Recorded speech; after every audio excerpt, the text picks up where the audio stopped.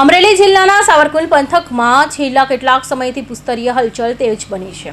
આ પંથકમાં વારંવાર આવતા ભૂકંપના આંચકાઓને કારણે ગ્રામીણ વિસ્તારોમાં ફફડાટ વ્યાપી ગયો છે।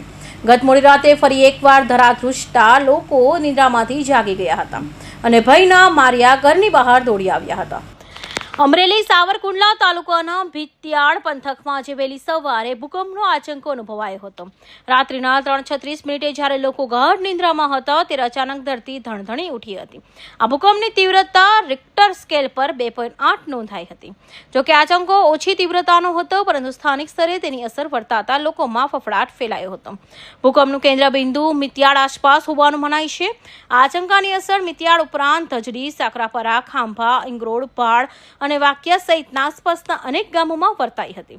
અચાનક આવેલા આંચકાને કારણે વાસણો ખખડવા અને બારીબારણા ધ્રુજવા જેવી ઘટનાઓ બની હતી, જેને કારણે ગ્રામજનોમાં ગભરાટ જોવા મળ્યો હતો। ધજડી, ભાકરપરા, મિતિયાળા, કૃષ્ણગઢ, અબ્રમપરા, બગોયા, ગેણિયા આ વિસ્તારમાં એક જ ધારા સતત ભૂકંપના ઝટકા ચાલુ છે। બાળકો નિશાળે સ્કૂલે ભણવા જાય છે, તો એ ભયના માહોલમાં રહી છે। આ ગામની માલપા આ વિસ્તારમાં સરકારી ગાઈડલાઈન પ્રમાણે કોઈ પણ અધિકારી આ સરકારમાંથી આવ્યો નથી। તો અમારી માંગણી છે કે ભાઈ આની તાત્કાલિક તપાસ કરો અને કયા કારણોસર ભૂકંપના ઝટકા આવે।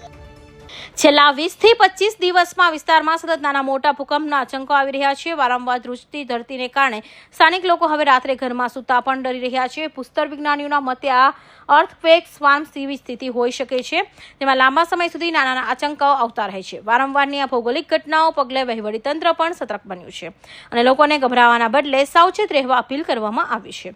કૌશિક પટેલનો report, Hind TV news, Surat.